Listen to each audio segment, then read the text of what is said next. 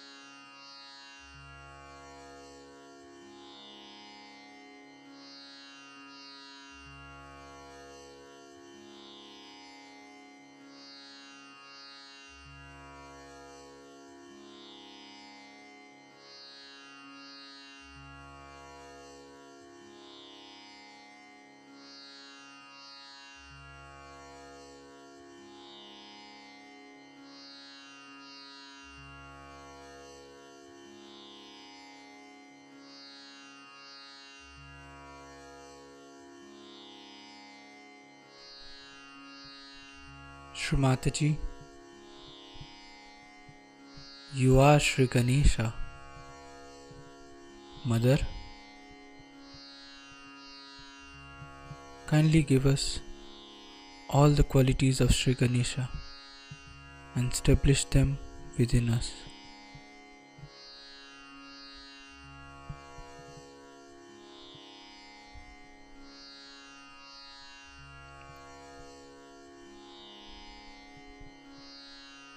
We'll recite Shri Ganesh Mantra.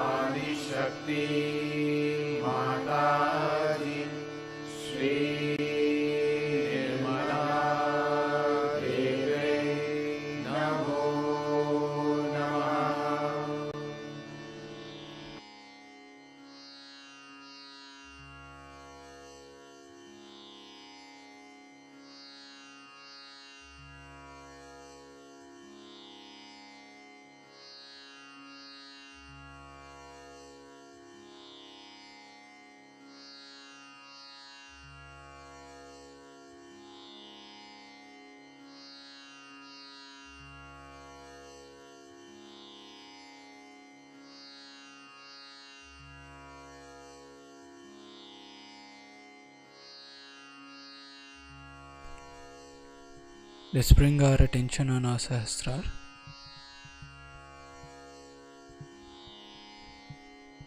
Shri Mataji,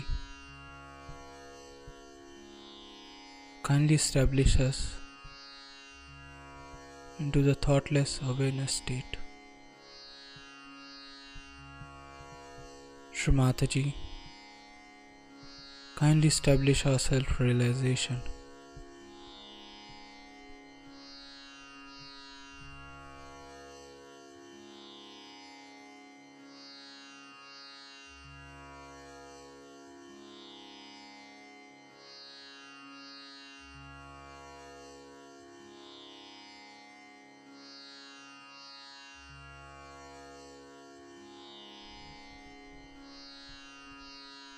In this meditative state, we will now hear Shri Mataji's speech.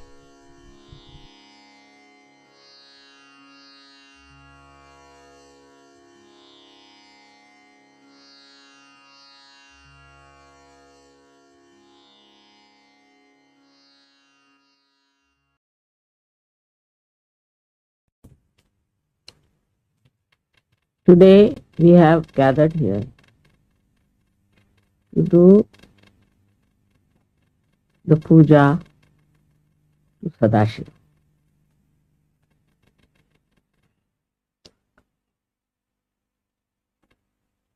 The one which is reflected within us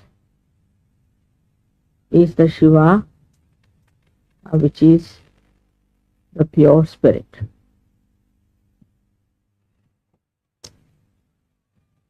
This pure spirit within us is the reflection of God Almighty, Sadashiva.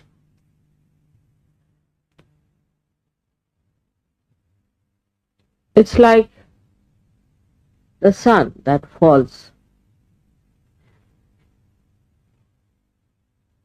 in the water and gives a clear reflection, or else it falls on the stone. It doesn't give any reflection at all.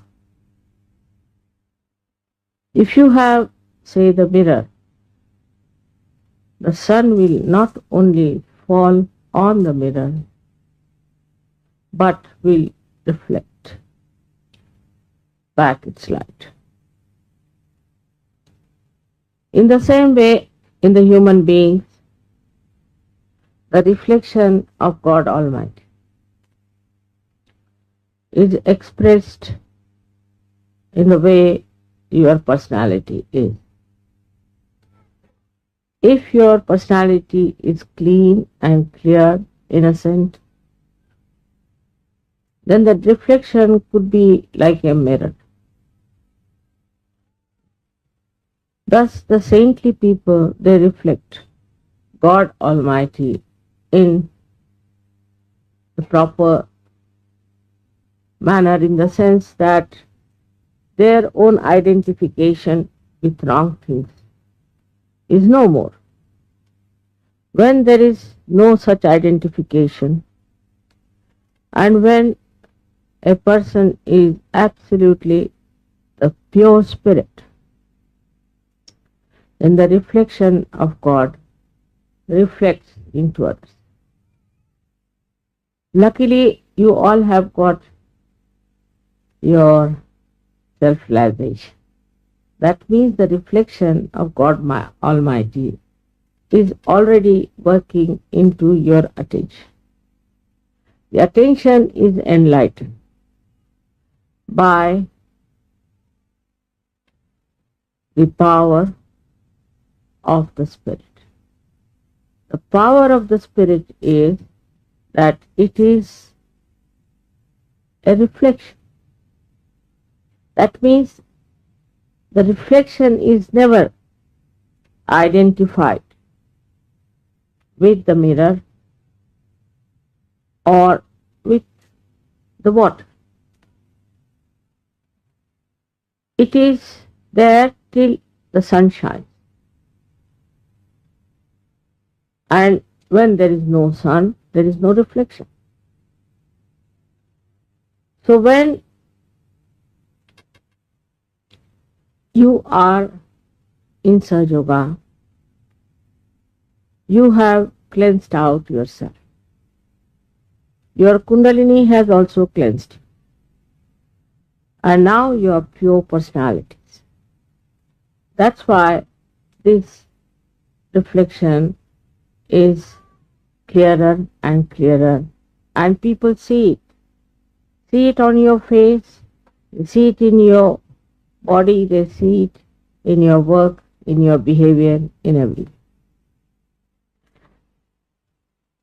It is difficult for people to really believe in themselves that they could be the reflection of God Almighty. They have some sort of a complexes about themselves, I think, that they cannot understand how they have suddenly become the reflection of God Almighty.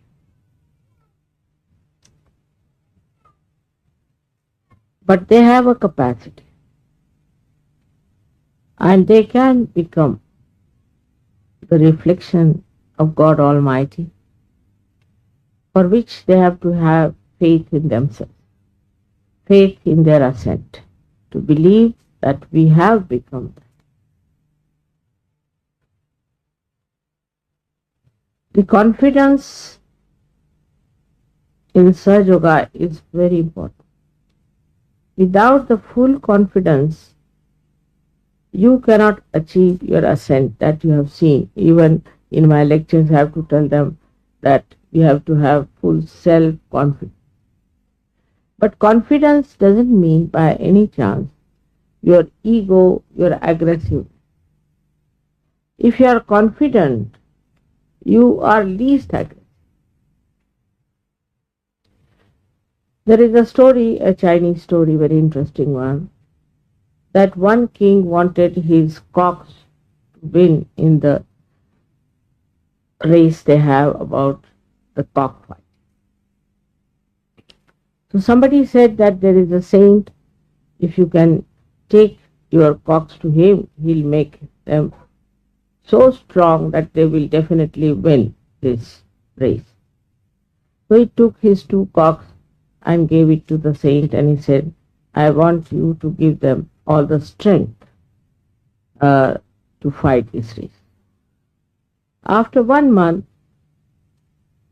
the king came and took these two cocks and put them in the arena where there were many other cocks also. So the cocks started fighting and attacking these two cocks. But these two cocks were just standing very patiently, absolutely calm and quiet. Any kind of attack, they were just looking at it as a fun. And all the cocks got tired and they ran away from the arena, and that's how these two cocks won the game. This is what it is for us to understand. That for a person who is detached, he can never be attacked. We are attacked by so many identifications we have. Firstly, our family, then our country, then our religion, then all kinds of things, racialism. All these identifications really make us weak because they attack us all the time and put confusion into the minds of Sahajogis I have seen. The reason is you must have confidence in Sahaja and confidence in yourself that you are on the right path and that you are now saved. And nobody can attack you because you are the complete protection of the divine. People may follow any religion, they may follow any guru, they may follow anything, but they have fear all the time that will be attacked. And they are afraid to say things which they should say. They have no discretion even to know what is to be said. With the proper understanding that you are the pure spirit, if you believe in that, then you will be surprised that you will be very confident about what you are doing. In that way, we can say that we have also another great advantage, is that we are in the collective. We can find out in the collective how are we behaving. What is the reaction in the collective? In the collective, it's a person who is very subtle. He need not talk too much. He need not say much. He could stand like the cocks I told you about. But his depth can be felt. You can feel a person of that caliber, that he is such a deep person, that he doesn't want to aggress. He feels protected within himself. So this protection we have to feel not mentally but within ourselves. And once you have that gravity, that feeling, nobody can attack. The attacking person himself is insecure, or maybe he is ill-bred, maybe he is not yet a Sahajogi. So you have to just have a kind of a gracious view about the person. Like Shiva was, we should say, Sadashiva's character is known that he is the one who is to forgive anyone. Anybody who did penance, like standing on their heads, or standing on one foot, or not eating their food, or all kinds of penances, he used to be so disgusted that he would say, all right, what do you want? Take it. And he also gave blessings to many Rakshasas, as you have heard. And so many Rakshasas were blessed by him because he got fed up with their penances. There were so many stories about Sadashiva giving a blessing to people, even to Ravana, which is a very interesting story about Ravana. That Ravana did lots of penance. I don't know what he did, how much he must have starved with his 10 heads. And what, I mean, if one mouth is there, you feel so hungry. With 10 mouths, I don't know what he must have done to do that kind of a penance that Shiva just got fed up, you see. His compassion is so great, he thought, let this man have whatever he likes. So Ravana went to Shiva, and Shiva said, what do you want? Why are you doing all this to yourself? So he said that I want to have a blessing. He said, what blessing? First you promise that whatever I ask for, you will give me. He said, of course, if it is in my power, I'll give. A very interesting story. So he said, I want to have your wife, because he knew his wife is Adishakti. And if he gets the Adishakti as a partner with him, he can do wonders. So he asked that I should get your wife as my partner. It was very difficult, you see, for him to take such a decision, to give him to this devil. But in compassion, he did it. And all these events, you see, really show that how his compassion works out things. As a result, it was decided that his wife Parvati had to go with this horrible fellow. But Parvati's sister was Sri Vishnu, that is Sri Krishna, and he said to himself that I can't allow my sister to go with this devil, I must do something about it. The most mischievous one is Sri Krishna. So what he did was to make him feel like going for the bath. So he felt shy, he put the lady on one side and he went to the bath. Now, Shiva had warned him that you better be careful, because this Mother Earth is the mother of this lady, and never put her on the Mother Earth. You must carry him all the time on your back. So when he reached a certain point, this Sri Krishna created a mischief and he felt like going. So he put her down. As soon as he put her down, the Mother Earth sucked her in and he didn't know what to do. Second time again he tried. And he again went to Shiva and he said, see now, this is what you have promised and this is what he's doing. He said, I had warned you that her brother is a very mischievous fellow and he'll some or other manage. So you better be careful. This time you don't listen to him. Don't put her on the ground, whatever it means. So this time he did another uh, try, we can say, and carried her on his back. Suddenly he found a little boy. It was Sri Krishna himself, laughing at him. She said, "Why are you laughing at me? Oh my, why are you carrying this old woman on your back? She has no ornaments."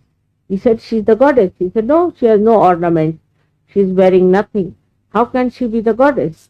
So you see, in India, that's a proverb we use. Some lady who lives without any ornaments or anything, that she's like the Lanka Parvati. So he was carrying her to Lanka. And when he looked at her up, he saw a very old woman without any teeth, laughing at him. Got such a fright, he threw up. That's Mahamaya. Then the third situation was, he went and told that you better tell your wife that she is not to listen to anybody, and you better see that you give me your wife. He said, all right, she'll be born in Lanka and you can marry her. And her name was Mandodari. Now the great story goes on like that. But this Mandodari was the great worshipper of Vishnu. And at the time when Rama came to kill him, all this was organized by Mandodari herself. Because she knew that if Sri Ram kills Ravana, he will get his liberation from these ideas about women. The way he was running after Sita and doing all these things, she actually wanted that something should happen, that he should take another birth and he should get rid of these notions of looking after beautiful women and the way he brought Sita ji there. She was against it completely, but he would not listen. So the war took place, and in the war he was killed by Shri Ram. All this episode came because of the unlimited compassion of Sri Shiva.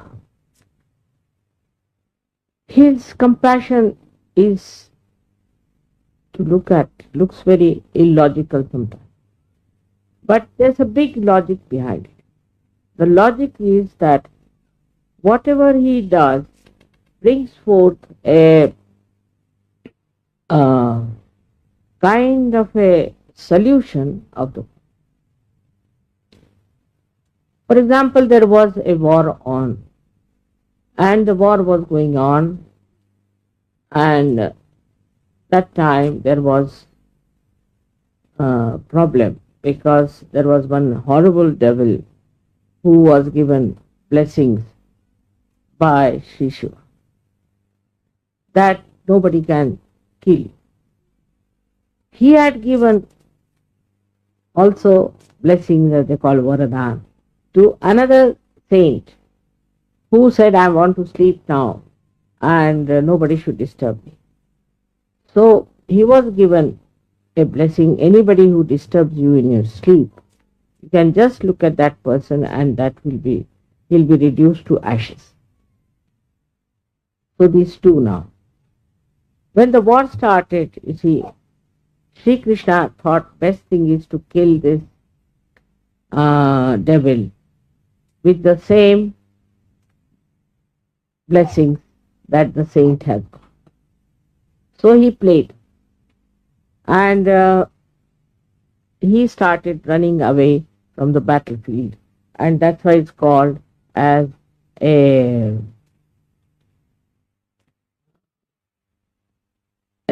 warrior who has ran out of the field, ran chorda, the one who runs away out of the field of battle. And when he was running, he was wearing a shawl, Sri Krishna. He just stealthily entered into the cave where this another saint was sleeping and put his shawl on top of it. So when he put the shawl on top of him, the gentleman, the devil who was following him, this satanic fellow, he reached that place and saw the same shawl. And he said, "Oh, so now you are tired and now you are sleeping here. I'll put you right." Without realizing who was sleeping. And he pulled the shawl, and here the sleeping saint get up and looks at him, and they say with his third eye he burnt. So the solution came in. So the whole play is like this, of three forces going on, just to show ultimately the truth prevails. First is the Shiva's compassion, his goodness, to one side. Then the play of Sri Krishna, or say Sri Vishnu, of neutralizing. And the third is the play of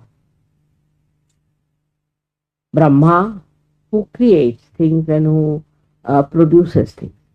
All these three forces are playing just to create an atmosphere for all of us to feel that there is something else is to be done to our human awareness. All they have evolved within us this desire to seek the truth. Now on one side, Shiva is extremely compassionate, very kind, even to Asuras, the Rakshasas.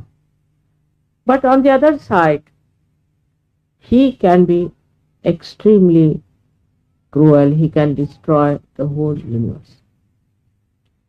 If the people are so decadent, if the people do not take to spirituality,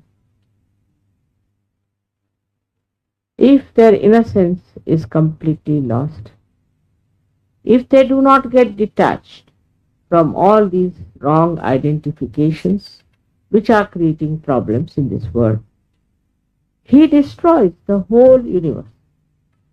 So as it is, he is the spectator of the work of Adishakti. He allows her to do all this work, to create human beings, to give them realization, do all this. But in case he finds her children, people who have been saved by her, are misbehaving, are insulting, or in any way destroying her work, he might get into a temper by which he can destroy the whole universe. But I don't think now there's any chance for him to do that, because we have now Sahajogis all over. But what I find among Sahajogis is this, that some of the Sahajogis grow very fast, steadily, strongly. They achieve their principle of Shivataka. The first achievement shows that from inside they start getting detached. Now, detachment is not mental. It's not mental. It is not that we have to take to some sort of a sannyasa, or we have to go to Himalayas, give up our families and all. But the detachment is within oneself. When that detachment starts working, the first sign is that we become joyous. We become happy. Now, if you ask anyone, why are you unhappy? He'll talk about his wife, maybe his house, maybe his children, maybe his country, maybe society, whatever it is. So he gets absolutely upset, or maybe very unhappy to see things happening around him. Now he is a realized soul. This unhappiness is not going to happen. What is needed is now to know that you can correct all these ills of the society, of the family, of the whole country by transforming others, not by feeling bad. But while doing that, the main thing that you should have is a complete detachment.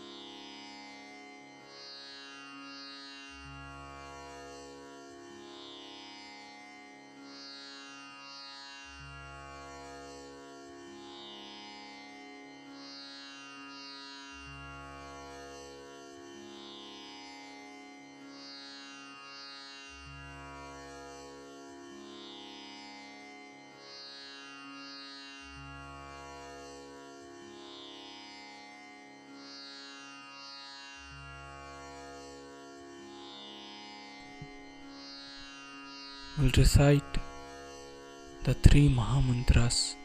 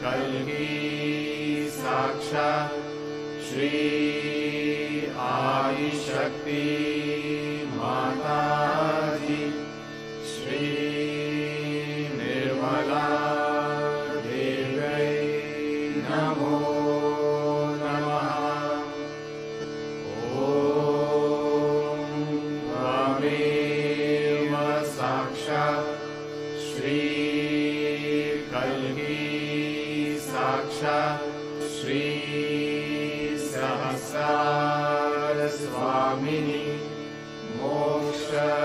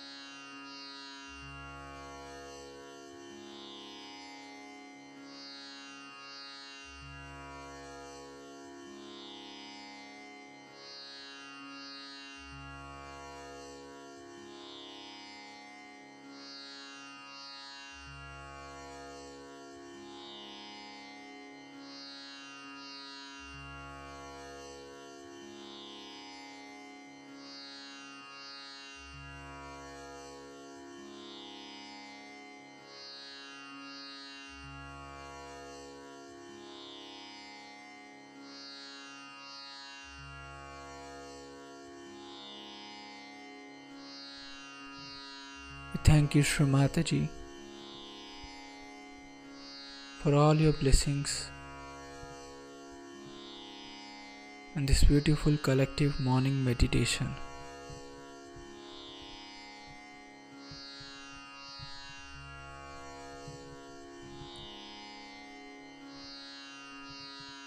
Let's all bow down to Shri Mataji,